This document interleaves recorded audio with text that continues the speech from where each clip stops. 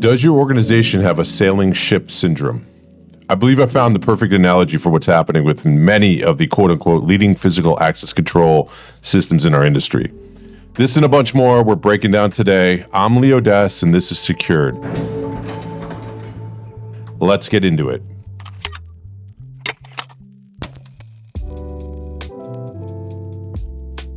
All right, first up, on the news front, we had a breaking and exclusive with Genea shipping one of the first AI-powered reporting engines built directly into the access control platform.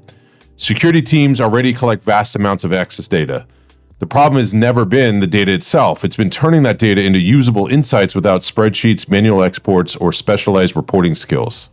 Genea AI, as they call it, addresses that gap by letting users ask questions in natural language and instantly receive analytics, charts, and visualization inside the Genea security platform.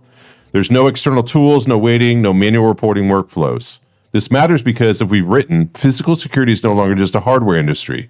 We are now a data industry, also identity, but also a data industry. The value isn't in the reader at the door anymore. It's the identity graph behind it, the activity patterns it reveals, and the operational intelligence it generates. Platforms, and note the word platforms, not systems, that can collapse the gap between data and insight generation faster will own more of the value chain. They'll move from being only infrastructure providers to decision support systems. That shift changes who wins, who gets paid, how much, and what customers actually value.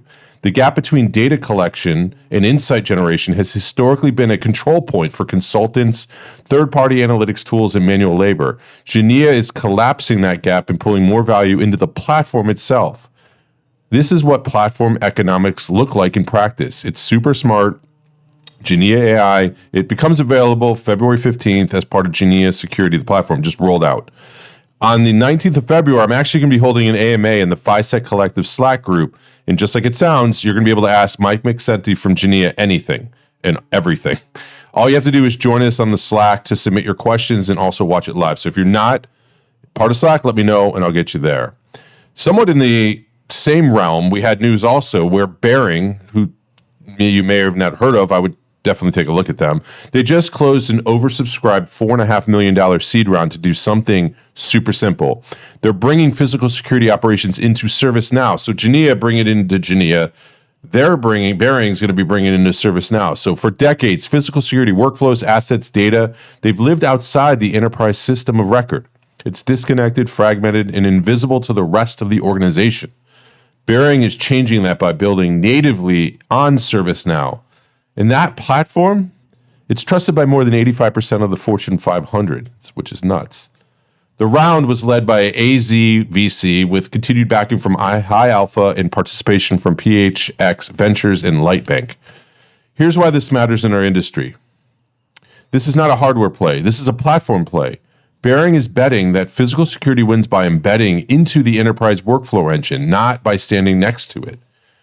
That is the same convergence pattern we've been tracking in access control. Whoever owns the platform owns the workflow, and whoever owns the workflow owns the customer relationship. The funds that they're raising here, they're going to go towards growth and accelerating AI-powered automation for physical security operations. Keep an eye on Bearing. This is what platform-first thinking looks like, and this is where our industry becomes a feature of a larger value proposition. We also saw news from Wesco. It's a large international distributor. They just announced a strategic distribution agreement with ACRE Security that could look to reshape how they take cloud-native access control products to the market. The partnership positions Wesco as a key U.S. distribution partner for Access Cloud native access control platform and upcoming intrusion solutions from ACRE. The goal here is to accelerate the industry's shift from on-premise systems to modern subscription-based security tech. Tara Dunning, Wesco's VP of Convergence Technology and a fantastic person, says the partnership combines Wesco's distribution scale, their locality, with ACRE's unified platform to enable smoother transitions for customers moving from traditional security architectures to cloud-native solutions. For ACRE, Kumar Soka, their CEO, said, also a great guy, it's about evolution without friction. He calls Wesco's global reach and reputation ideal for delivering smarter, integrated security at scale. The agreement spans ACRE's entire portfolio, both on-premise and cloud-native platforms, giving customers flexibility to modernize at their own pace with unified experience and expertise in support. This is something big for ACRE, as this really takes their distribution footprint, makes it a lot bigger, and it reinforces their position as an enterprise-grade security leader investing in future-proof solutions. It'd be interesting to see how they take this to market. If you look at the differences that we're talking here, you can see the transformation happening within the industry of how products go to market, who takes them there, the configuration they have. You can't tell me change is not happening.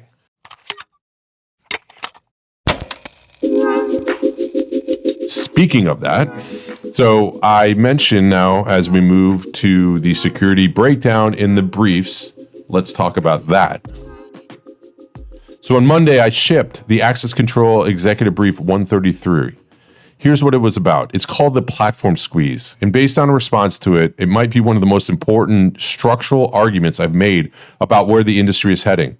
And for decades, physical access control systems, or PACs, were the center of gravity for our entire industry. They were the integration point, the distribution channel, the purchasing decision. And when someone asked, what system do you use? They meant, what PACs do you use? That era, it's ending. Traditional PACs were built on three assumptions. Hardware would stay fragmented and require proprietary integration. 2, configuration would stay complex and require trained professionals. And 3, identity would stay a feature inside access control rather than an organizing principle of the category. All three assumptions are broken. In this brief, I lay out 5 forces squeezing those traditional PACs in every direction. Number 1, hardware is opening up through standards like OSDP, Leaf, and Aliro. Hardware companies are moving up the stack and building their own platforms.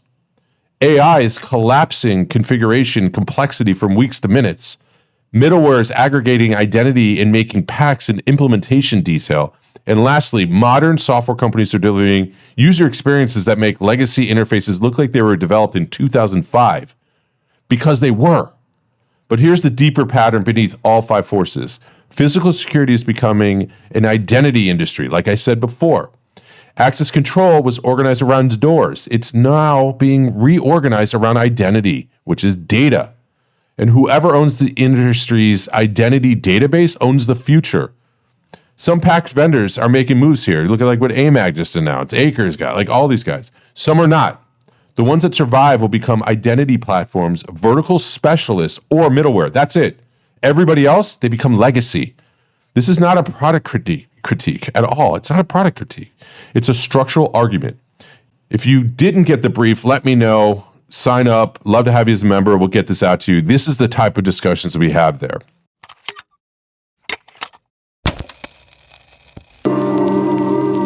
All right, leads me to my thoughts of the week. So related to that brief, I posted on Slack and LinkedIn something I found called the sailing ship syndrome. Here's the story. I'm on a run, I'm in Seattle yesterday, and I see a plaque about sailing ships versus steamships, and I went down a rabbit hole. Here's what I learned. In the late 1800s, as steamships emerged, sailing ships, those manufacturers of them, they didn't panic. They innovated. They built faster. They became more efficient vessels. Revenue grew. Customers were happy. By every traditional measure back in the 1800s, business was booming. But they were optimizing a dying paradigm. The market was shifting beneath them, and all the innovation just masked their inevitable irrelevance. This pattern, where a company posts strong growth while missing a fundamental market shift that will eventually make them obsolete, it's called the sailing ship syndrome. Blew my mind.